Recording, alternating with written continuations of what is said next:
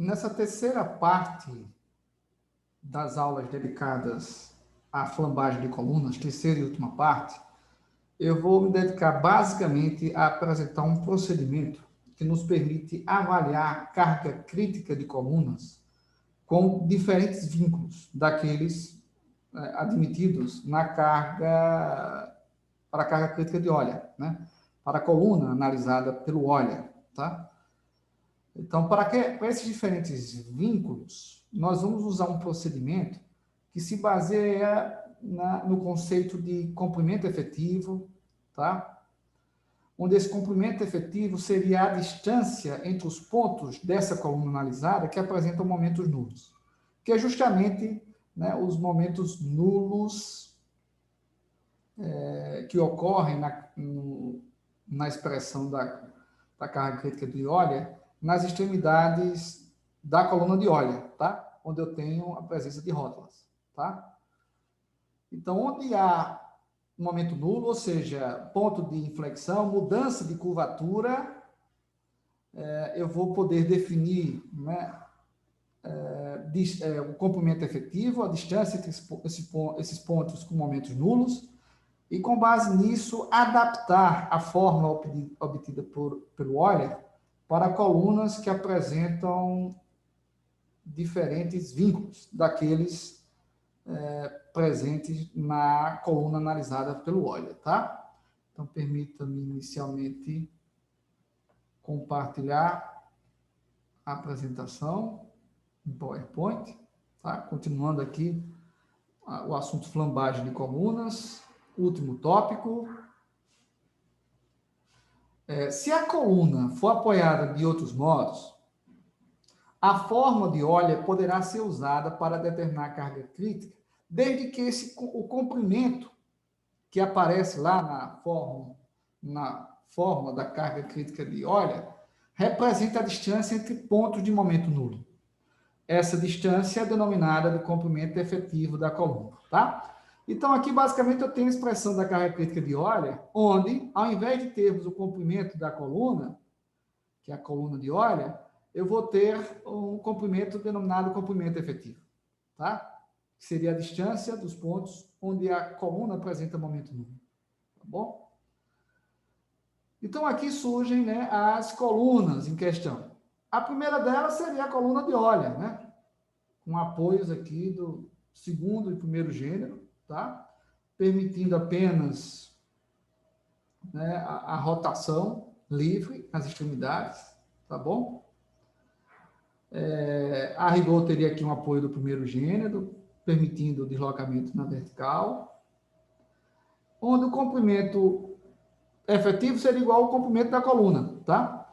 E na coluna de Euler, os pontos que apresentarão momentos nulos serão justamente os pontos de apoio, tá? Os pontos de apoio, onde o momento da coluna é nulo, tá? Onde nós temos curvatura nula, tá bom? Então, nós temos o caso aqui de extremidades presas por pinos, onde, né, um coeficiente K que nos permite relacionar L com LE é igual a 1, onde K seria um coeficiente que multiplica o comprimento da minha coluna, tá? No caso dessa coluna daqui, que impede a rotação nas extremidades engastadas, eu vou ter pontos de inflexão com mudança de curvatura, né, nesses pontos aqui destacados, que se distanciam entre si por 0,5 L, ou seja, pela metade do comprimento da coluna. Logo, LE é 0,5 L, ou seja, o parâmetro que relaciona LE com o comprimento da coluna seria 0,5. Ok? Seria a distância entre esses pontos onde eu tenho, né, um momento nulo, ou seja, onde há uma mudança de curvatura. Vocês sabem, né, pela relação curvatura-momento, que curvatura é igual a momento sobre I, tá? Então, se eu tenho uma mudança de curvatura, a mudança de curvatura, que seria um ponto de inflexão, onde a curvatura deixaria de ser positiva para ser negativa ou vice-versa, esses pontos de inflexão, onde há mudança de sinal na curvatura, a curvatura é nula. Onde a curvatura é nula, o momento é nulo, tá? Então, nesse trecho daqui, a configuração assumida pela coluna seria idêntica à coluna do Euler, né? A forma assumida pela coluna nesse trecho aqui seria idêntica à forma da coluna de Euler, tá? Então, nesse trecho, eu tenho a carga crítica de Euler aplicada a 0,5 L, tá? Então, o comprimento efetivo é 0,5 L. Já para esse caso de uma extremidade engastada e a outra presa por pino, eu tenho um momento nulo onde eu tenho um pino ou a rótula, e nesse ponto aqui onde há mudança na curvatura, né, que deixa de ser positivo para ser negativo, vice-versa, né, onde eu tenho mudança de curvatura, ponto de inflexão, o momento é nulo. Então, a distância entre essa extremidade onde eu tenho um momento nulo e esse ponto, que é um ponto de inflexão com mudança de curvatura, essa distância é 0,7 L. Logo, a fórmula ou a forma da carga crítica de Euler pode ser adaptada substituindo L por LE, desde que LE seja 0,7 L, onde esse trecho aqui, ó, apresenta uma configuração semelhante à configuração assumida pela coluna de Euler, né? Igual a rigor, tá? A forma assumida pela coluna nesse trecho é igual à forma assumida pela coluna de Euler. Então, nesse trecho, a coluna apresenta comportamento idêntico à coluna de Euler. Nesse trecho, né, eu tenho um comprimento igual a 0,7 o comprimento da coluna como um todo. Tá bom? Já no caso de uma coluna com extremidade engastada e outra livre, né? Outra livre, eu só vou ter momento nulo aqui na extremidade livre. Aqui eu tenho um momento, na verdade, um momento máximo no engaste.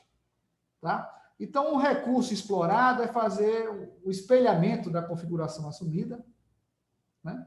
Porque, a rigor, né, a configuração assumida pela coluna é igual a metade da configuração assumida pela coluna de Euler. Tá? Essa forma daqui é semelhante ou é igual a configuração assumida por metade da coluna de Euler. Tá? Então, o comprimento efetivo, a rigor, seria 2 vezes o comprimento da coluna, para termos aqui, né, a forma, ou exatamente a forma assumida pela coluna analisada por Euler, tá? Presa por pinos apenas, tá? Então, o comprimento efetivo dessa coluna é 2 vezes o comprimento dela, tá? Porque a configuração assumida, ou a forma assumida pela coluna, né, ela é exatamente a forma assumida por metade da coluna de Euler, tá? Logo, o comprimento efetivo é 2 vezes o comprimento dessa coluna. Então, o K, que é esse parâmetro que multiplica L, é igual a 2, tá? Que relaciona LE com L, tá? Comprimento efetivo com L. Então, com isso, eu posso utilizar ou continuar utilizando a expressão obtida para a carga crítica de Euler, né, para a coluna analisada por Euler, desde que eu utilize o conceito de comprimento efetivo, tá? Nesse slide aqui, eu mostro né, como calcular esse comprimento efetivo, usando esse fator de comprimento efetivo, né, que é igual a 1 para a coluna analisada por Euler, né, é igual a 2 para a coluna que apresenta uma extremidade engastada e outra livre, é igual a 0,5 para a coluna que apresenta extremidades engastadas, e é igual a 0,7 para uma coluna que apresenta uma extremidade engastada e outra presa por pino. Tá?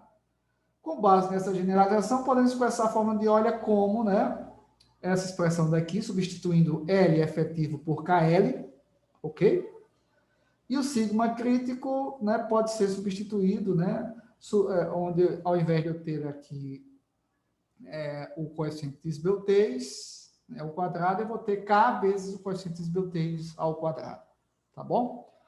Com isso, né, usando essa adaptação da fórmula obtida para a carga crítica de Euler, eu posso analisar a carga crítica de outras colunas que apresentam outros tipos de apoio. Tá? Essa é a ideia.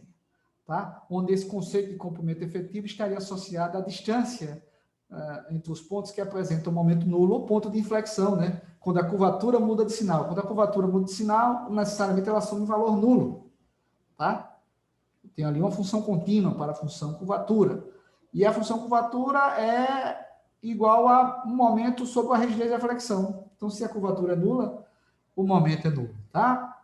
Então, só para relembrar rapidamente a relação curvatura-momento, né?